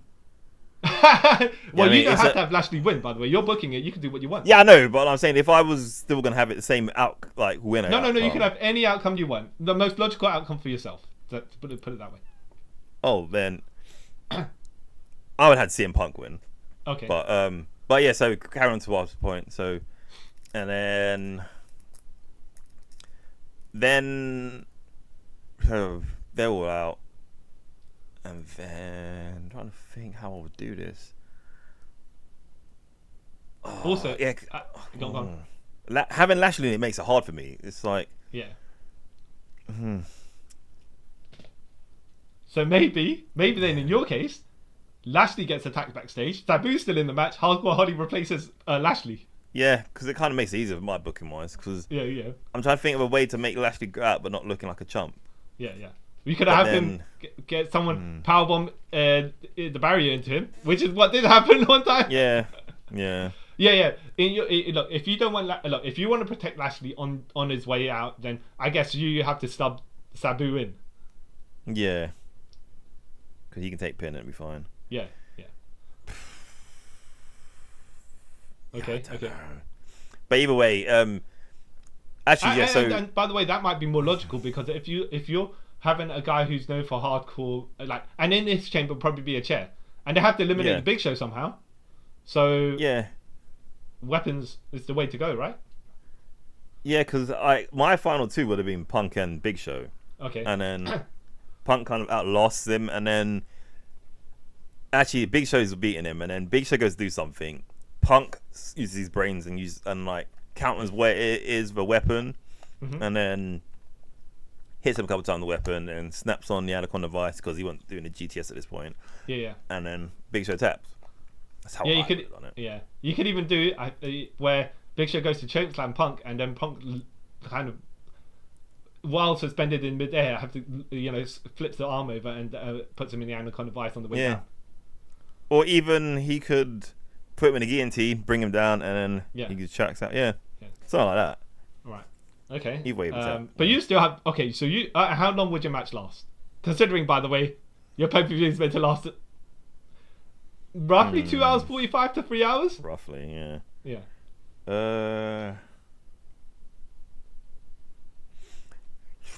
Probably 5 minutes more than it is now. So I'll make it last half an hour. Okay. Yeah, who's that? 24 minutes. But then you still like have half an hour of dead air.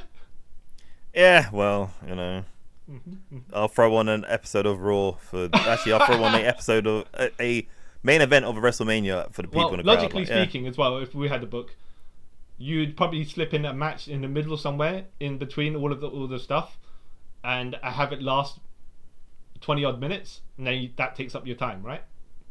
Yes.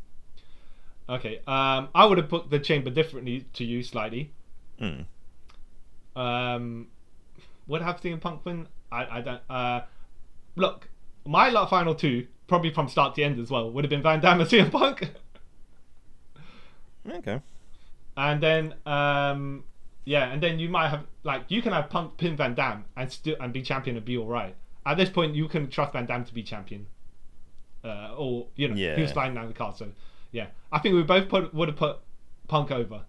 Punk which over. Yeah. made most logical sense. Though, I would have probably had my chamber last 45 minutes. Yeah.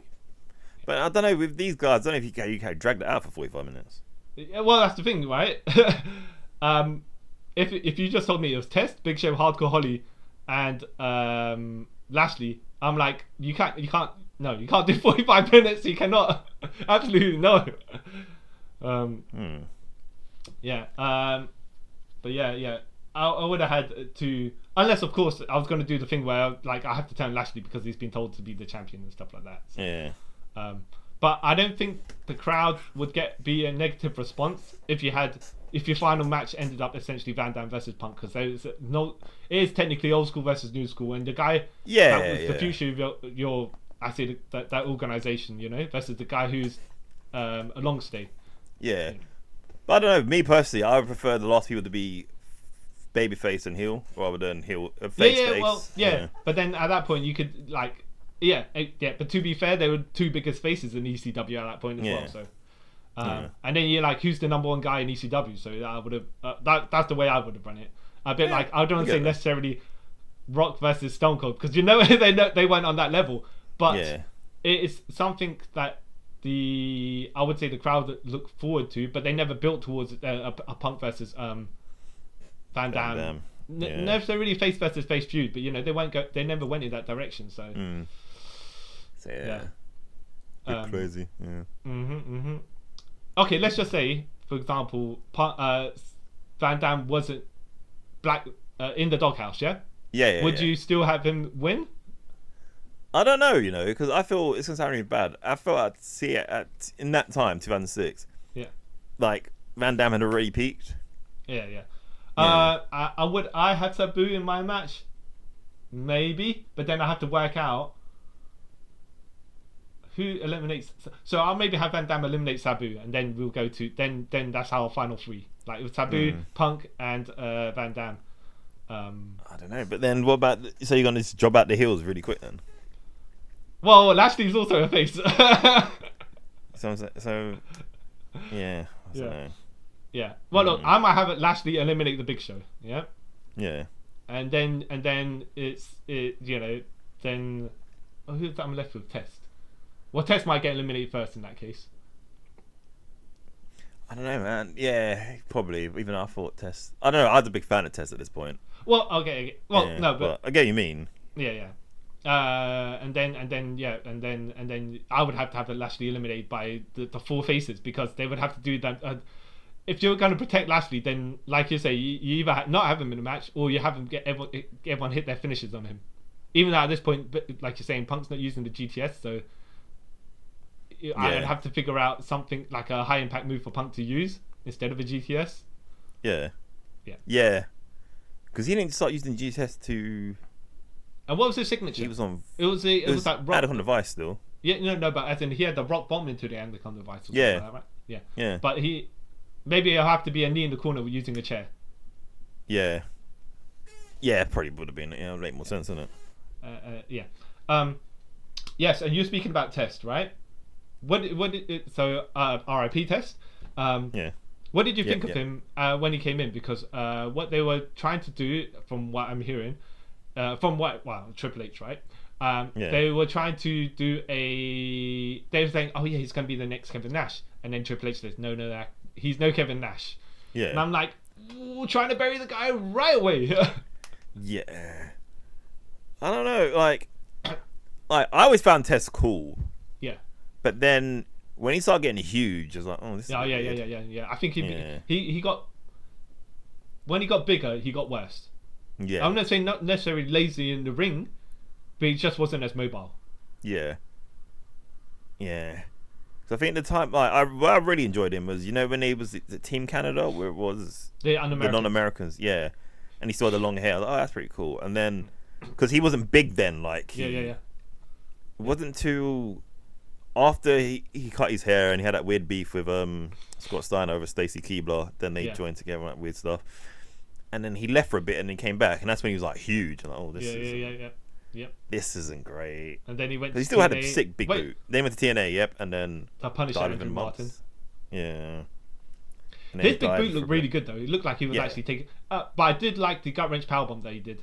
Yeah, that was pretty cool. And then he did the test driver in it for a while, which was the Crossroads. AKA the Crossroads. Dice. Yeah. Well, the thing is, right, which way do you spin? Because it's a different move, apparently, if you spin it the other way. And when Damian Priest was doing it... The Reckoning, then he stopped doing it because Cody was bringing it back, right? But then they're like, you know what, but then it came from Test to begin with, so... Yeah. Actually, it came from, not from Test, it came from... Reno. Reno from WCW, Yeah. I don't know if he's the originator of the move though. Probably not. Probably someone in Japan, if I'm honest. So, someone from the Indies, right? You know how it is. Yeah. I will. Speaking of the Indies, right? I have seen indie shows that are better than this show. Yeah. And I have to say, like, as far as indie shows go, sometimes like the people, the wrestlers within it aren't great, but it's the atmosphere that brings it up. But here, the atmosphere killed it, and not to a negative reaction, to the sense where it was John Cena one night stand, and you like revel in the booze, because that was part of the show. But this was just like, what is this? It's like, it's something like, I put it akin to like that present at Christmas that someone got you. There's no thought in it whatsoever, and you just look at it like, okay. Yeah. Now speaking of, right, by the way, and I'm not telling people to do this, right? I do troll Christmas presents on the side, right? Yeah. So I'll get stuff that people don't want deliberately, just for the laughs. We had a Secret Santa, one of our companies, right? And there was a guy who supported Arsenal, right? Yeah. And I got him a Tottenham Hotspur pajama set. Oh. That's bad. And then he was to a guy who actually just support Tottenham, right? He's like, he's trying to be like a drug dealer, trying to push it on the guy.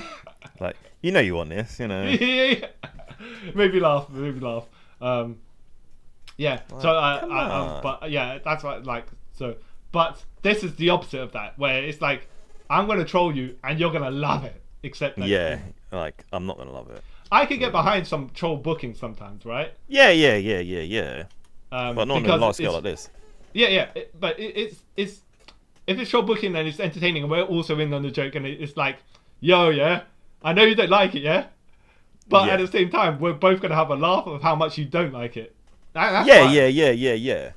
But when it's just to make me laugh and no one else, that's when there's a problem. You know what I mean? Like, and this that's what pay-per-view this could have felt been like. at that level where you're like, it's so bad it's good, like all the slasher films that I like to watch, right? Which you hate. Yeah. But even but it didn't even get to that point, you know. No, but because even then you're kind of like you kind of know what it is, like, you know. Yeah, exactly. And then Vince have the nerve to blame Paul Heyman for people saying, "Where's my refund?" Like, dude, you signed off the entire show. Yeah. You know? Right. I don't know. All he can say is, "Oh, it's your product, Paul Heyman, right? That people are booing." Is that no? It's my product in name. Yeah. But yeah. Like, so you bought the rights to this. Yeah. It's your company, you know. yeah, exactly. Which, yeah. But that's the logic of the person who running a ship. Isn't it? Yeah, exactly. We can say. I will say this pay-per-view holds up to the level that it's always held up on, right? Yeah. Still terrible. It's not as bad as when I first watched it, I'll have to say, and you're like not knowing what to expect. However, now you're rewatching it again, you're like, okay, so I can see the logic behind the booking of the match, right? Yeah. But I still don't stand by it. Yeah. Like, I don't know. It's one. Normally, right? Or it's later on, right? When the WWE like sort of backs into a corner, right? They kind of pull out their arse. Well, sometimes they double down. Decent. So yeah, and this is one of the cases. Well, I don't think they doubled. It's just terrible. It's just poor. Why was it even a thing? Yeah. Like, it's one of those where it's just like I tell you what to do because I can. And it's like, yeah, but that flies in the face of logic. Yeah. Yeah. Well, yeah, but you know, hey. Who said it? I can't. Was it Van Damme that said it? Said Vince could be a billionaire. Yeah.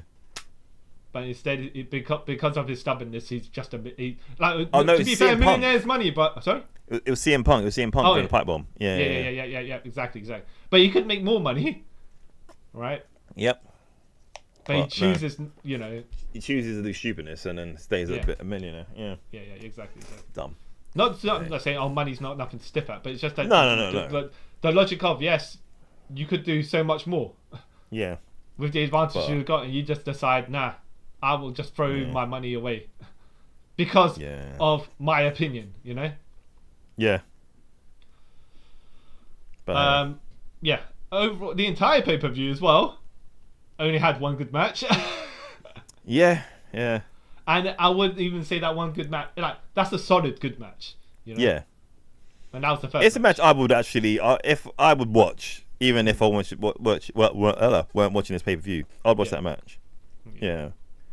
But there's nothing else on this pay-per-view. I'm like, you know what? I'll go back and look at this and enjoy. And enjoy. That's the difference. That's the key word. Yeah. Like, it's just terrible. I don't like it. I didn't even see the Christmas theme either. You know. Oh, what did you think, by the way, of when they were like, "Oh, it's ECW," and then they started having been like on the Sci-Fi Channel. Oh, we have a zombie out there. We have a mummy and stuff like that. It's like, okay, fine, your vampire gimmick came forward, but you like, I don't see how putting ECW on the Sci-Fi Channel with cartoonish jobbers is going to help it at any point. Exactly. Especially when original ECW did not go in that direction.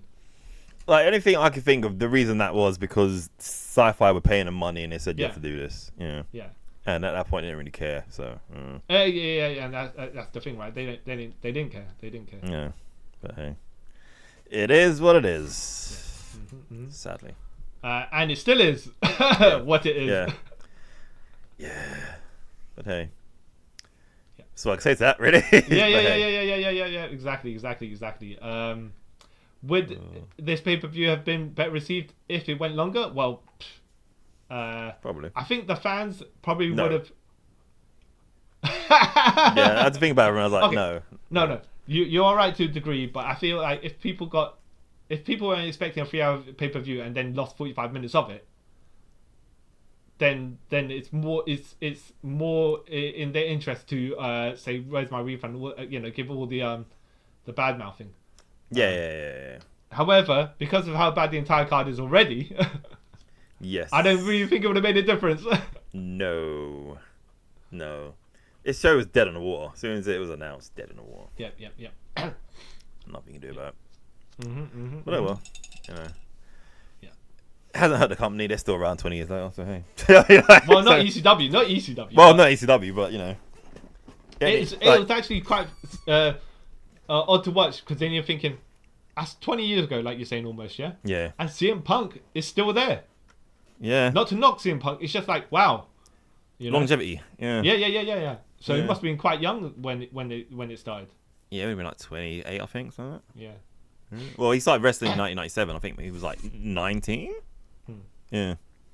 But yeah, that's crazy. It's crazy. Because then he had a whole career in Ring of Honor and a cup of tea in TNA. Yeah. Before this as well. Before that, and then yeah. he was in OVW before that, and then went to ECW. Yeah. So, yeah. And then became best in the world, apparently. Yeah. Mm-hmm. So yeah, it's just mad when you think about like lots of people are still around. Like Lashley's still around. Yeah. Test is dead. It's another thing. Watching it as well, like all these people, like Balls Mahoney's dead as well. Tell you what's also funny is Lashley and Punk are roughly the same age, right? Yeah, I think Lashley's older than Punk like a year, which is crazy. Yeah, because Lashley and Cena are the same age. Yeah. Yeah. And Punk's a year younger than Cena, so yeah. Crazy. Mad, yeah. And just think about they're like hitting 50. Oh, Sabu's not around anymore. Yeah. Yeah, man, that's mad. Van Damme's married to 2 wives or something like that. Yeah, and having his first baby at 55. Yeah. Good on him, man. Yeah, well, I mean, yeah. It's crazy, man, and I'm happy. I'm happy for him. Yeah. But hey, what else is there to say about this? It happened. Yeah. It happened. Maybe some preferred it not to happen. Yeah. Commentary was okay on it. They were kind of. They kind of knew like there was money put into it. But when you're talking about the trappings rather than the actual wrestling, yeah. Oh, yeah. Look.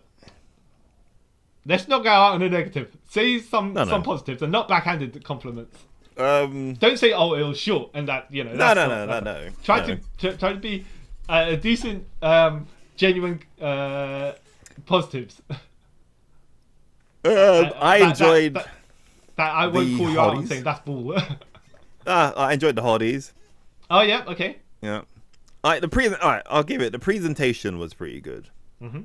Like the set design. Mm-hmm.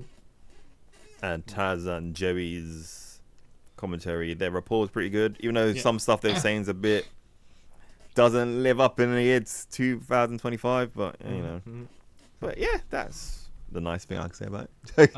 Okay. I will say Kevin Thorne. His costume looked like there was money spent on it. Yeah.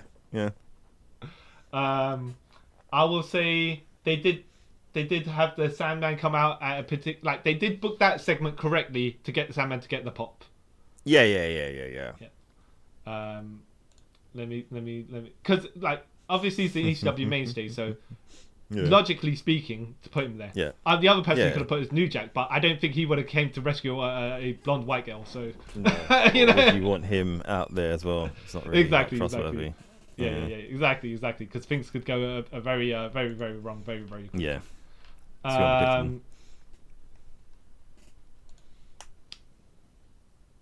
Matt Striker got what was coming to him from the way that they booked the segment. Yeah. That made sense.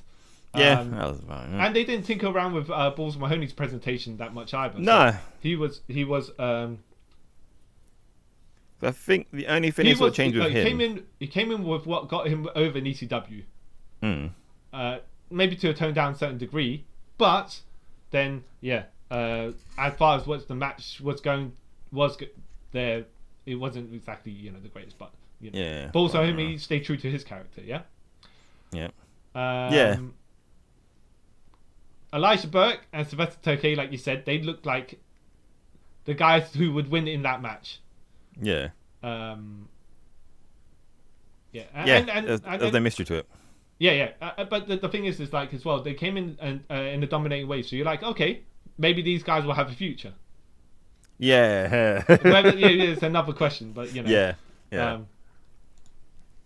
And you're saying it's also a positive they took Sabu out of the Elimination Chamber. Yep. To me, that's a negative, but I'm just saying, as far as like your as far as your logic goes, it's complimentary because you're like, they won't have so many botches in that match, right? Yeah. Even though Sabu claims he deliberately botched some of the stuff because he's like, wrestling is not meant to be perfect, anyways. Okay. Yeah. Okay. Okay. I'm not gonna like disagree with that because the guy's dead and I don't respect that. But okay. Okay. Good. But you can disagree with his logic. You don't have to disagree with him. Well, being respectful to the dead, so I'm not gonna. Okay. Gonna say anything too bad about that. Yeah.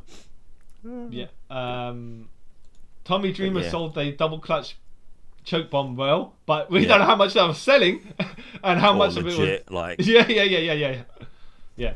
Like pop the disc in his spine or something. Yeah. But yeah, that's not much about it. Often. Look, yeah. As much as I wish there was, there's not much. Yeah. Yeah. Well, at least the ECW Championship lasted to 2010, and then they got rid of it, the whole brand. But hey, surprised it lasted that long. Ezekiel Jackson should have been the last champion. Well, look, we'll go for. It's a combination of the hate towards ECW and the combination of the hate towards Christian Cage. So I don't know. I just feel like, from what I've heard, they just did it to have a shock ending to it. For it. But that's different because it's just like one of those endings where you're like, I'm gonna have the final laugh already, even though I already have the final laugh again. Yeah, but like in all fairness, like what's gained from Christian retaining the last match? Nothing really. Yeah. You know what I mean? It's like Ezekiel Jackson. That reminds me. Melina, I believe, did the old that to the commentators. Did she? I think so. Oh. The old with the how would you describe it? It's up yours, isn't it? Yeah. But with the fist, the arm over the fist one. Did she? I bet someone did it, right? I don't remember, Okay. I'm pretty sure it was Melina because she's the only valet there, unless it was Ariel, but I don't think Ariel did that. And I was like, I don't know. It could have been Ariel. No, I think it was Melina. But at least I was like, that's hardcore, right? Yeah. That's ECW. Yeah. The hardest hardcore things don't happen there. Yeah. Terrible. Yeah. Terrible. Okay. Yeah, we're right.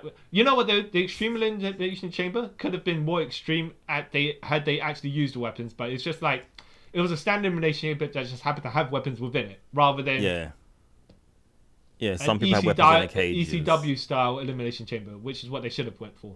Yeah, but no, it's like, hey, this is normally around the time of the year we rent out the cage. Let's just use it here.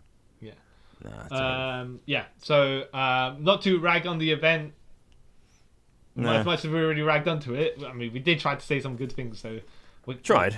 Yeah. Failed terribly. We tried.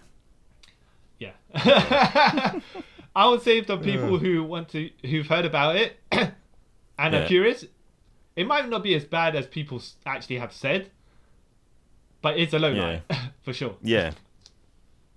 But some of these things are so short that, like you say, but first of all, when you're first reviewing this stuff, inoffensive is the word. Yes. That's it. It's inoffensive. Actually, no, I'll say this is to defend me. Like the matches on it didn't offend me, but the show itself as a whole offended me. Like, Okay, what so was the whole point of this? offending your wrestling fan sensibilities or your booking sensibilities? No, I just think it offended me in general. I think like it was a personal attack on me because this was terrible. Okay, Right. okay. Yeah. There's no like can see it, storyline by the logic way. to any of it. You know, it's just all Yeah, all so- up and down. That's essentially how we'll cap it, right? Yeah, It was a personal attack by one man on an entire brand that couldn't defend themselves. yeah, pretty much. Yeah. Yeah. Like I said, man, it was a humiliation ritual. This show was. Yeah, That's what it was. yeah. But hey, I digress. Yeah, So but okay, so you're saying a double thumbs down, right? Yeah, if I had a third hand, actually, if I had two hands that came out my side like Goro, it would be four. Or would you even do even more, like your spider doppelganger and you have 6 arms? 6 arms, yeah. All the Yeah. all the thumbs down. I would be spider doppelganger plus the octopus arms. That's like Yeah. 10. 10, just down. I'm not even a spider, an insect, or whatever, right? I'm almost like a centipede. No, not even a centipede. To be fair, it's not that bad. It's not that bad. No. But it's just not great. It's not entertaining. No. You sit Like- through it and then you realise you're like hoping it's over. Then it is over, and you're like, "Where's the where the it rest was of this?" Yeah. Because it's just about over 2 hours, and when you think about it, when you times it all up, that's not 2 hours worth of wrestling. Yeah. You know. Oh, by the way, would you have said by the logic of when they had Kelly people cheering for CM Punk to rescue Kelly Kelly? Would you have had CM Punk rescue her? Which means obviously Sandman wouldn't be there, but then he'd have his tag, do the match, then he'd be in the match again, very next match, tired of course, but then which gives him a reason for being eliminated. No, I would have done it if they placed that match like second on the card. Oh yeah. Have Punk come out and do what he's got to do. Yeah. But then you'd have to do a segment in the middle of it somewhere where you have Sandman come out to, like, just say you have someone on the mic, and I can't remember who at the moment because you would have to have an ECW person or maybe Chris Nowinski if you want to do that, right? He could have someone came out who and could come helped. out, cut a promo on the mic, and have Sandman beat them up. Or he could have just come out and helped Tommy Dreamer instead. Oh yeah. Really That would have probably made a bit more sense. made more sense. Yeah. Yeah. Because then you do the angle with Davari and Great Khali beating up Tommy Dreamer. He gets his own spot on the angle because it doesn't need to be a match. Then you have them just completely destroying him. Maybe the double choke bomb. Gonna do more damage. Sandman comes out. But this would have to be... They drag him to the ring to do more damage. And then Sandman can come out, beat them up in the ring. And then you have time taken up by that segment. It's like, okay. Yeah. Should have made more sense. But hey, they're bookers, not me. Oh, yeah. I want to say in hindsight... because you'd have to work within the confines of the people that what you can do within the people there, but I think all our suggestions would have been shut down anyway, regardless. Because look, if you're gonna bury your company, if you want to bury, you might as well put gasoline on it and let it burn. Exactly. And at that point, right, if we were told that, you'd be like, all right, let's take this to the next level, and make it so bad it's memorable but enjoyable. Yeah, exactly. Instead of boring, predictable. Yeah, exactly. Terrible. Yeah. Exactly. I mean, there's ways to work it where you can be like, I hated it, but I loved it. It doesn't ride that fine line of like hate, but I can like it sort of thing. Like it entertains me. It doesn't have that at all. Yeah, it's just bad. So that's our retroactive review on ECW One Night Stand 2006. No, One Night Stand. Dismember. Yep. I already wiped out your my brain. mind. Your brain wanted you to watch that instead. That's why. That's why it said that. But I will say I do believe One Night Stand 2005 is better than 2006. However, the Van Damme and Cena match was better. Yeah, that kind of like that's probably what made that pay-per-view awesome. But because then Cena coming out, throwing his t-shirt, getting his t-shirt thrown back at him, and then the poor guy who did actually catch the t-shirt, and they charged at him, throw it back, and then he's like, but I didn't want to. yeah. Oh, so annoying. Okay, so, and if that was the kind of atmosphere, by the way, they had where look, at that point, I would say Big Show being champion is not something that the crowd wanted. Full stop. Yeah. You know, if Lashley won it off Van Dam, and then he became heel, would you think the reaction, and then going into this, would have been better? As in, you would have got the reaction that you were asking for, and I'm saying the negative reactions you were asking for at that point. Yeah.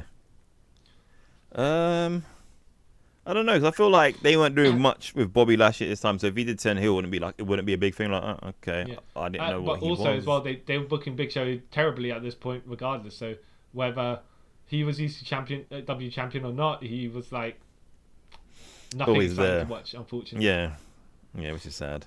Mm. Poor guy. Yeah. Then I think it's the year after. Wait, he was bald, wasn't he? Yeah. Oh yeah, so he's already had his peak. Yeah, when he got bald, and then he just became the same Big Show till like 2019, 20. Yeah. Okay. Yeah. So dredging up bad memories, Kyle did. But I want to say I was looking forward to watching it. I was like, oh, you know what? Okay, fine, we do this. That's okay. Intriguing to look at. Intriguing, I haven't seen it for ages. Let's just see whether the memories match up to the event, and they do. Yep. Not a one-to-one, but it's just like now I'm looking at it from a structural point of view. But then you kind of remember why it is, why you haven't watched it in like 20 years. You know what I mean? Because it's bad. Yeah. Terrible. But hey, I digress. Yeah. It's alright. Yeah, which is funny as well because you're like, the first match lasted about 22 minutes and something, right? And some spare change. And the final match lasted 24 minutes and change. Yeah. And you're like, right, one of these matches should have been a bit longer. Yeah. But hey, no. Like you said, when you watch it, you can tell, like, literally, they kind of booked this on the fly. Like, the in-between bits was booked on the fly. I wouldn't be surprised, literally, they were like, hey, you guys are here today. Yeah, you want to have a match? Rather than having a long thought about it. Yeah. But hey. Yeah. So, us signing off for this event, I'm the man who still wants my refund from 2006. Suwai-chan. And I am the man who got buried because my girlfriend was promiscuous with other men. Carter. Okay. For a second, I was like, hold on a minute. Are you which were you talking about? But you're talking about the non-kayfabe one. Oh wait, because it was Mike Knox. And yeah. You were not talking about that. No, I'm talking about the guy who was in the Only Decent Match on his card. One of the participants. Yes. Oh. Just realised. Yeah, Johnny. Two men in that match have something slightly in common. Matt Hardy and Johnny Nitro. Oh, yes. Yeah. Oh, yes. Yeah, but one was behind the back and... Yeah. The other one was in your face, which is probably... I don't know which one's worse. That's worse. The thing is, clearly, the backstabbing is worse, right? Because your friend is your friend as well. The thing is, though, how do you get in a relationship and be like, unless you're okay with it, Still think the Johnny Nitro situation is worse. Yeah. Probably to agree because he can leave. He could leave. Yeah, as I'm saying, that's why it's kind of worse. Well, we don't know his situation, so it might be something. Maybe she had black material on him. I don't know. Or like we said, it might be open on one side. Who knows? Yeah. Open on one side, but not the other, which is then still means it's not open. Yeah. Well, people be strange. That's what I can say for that one. People be strange. Oh. So yeah, that's us talking about this terrible pay-per-view. Let us know if you've seen it or if you wiped out your memory like we did until today, and now I'm gonna have nightmares about it. Don't forget to follow us on our social medias like TikTok and Instagram. And if you're watching us on the YouTube, don't forget to give us a thumbs up, a comment, all that lovely stuff. Subscribe. And you can find links to all our social media platforms and where you can find us in the description down below. And until next time, guys, I'd like to thank you all for taking a trip with us. around Multiverse. Bye.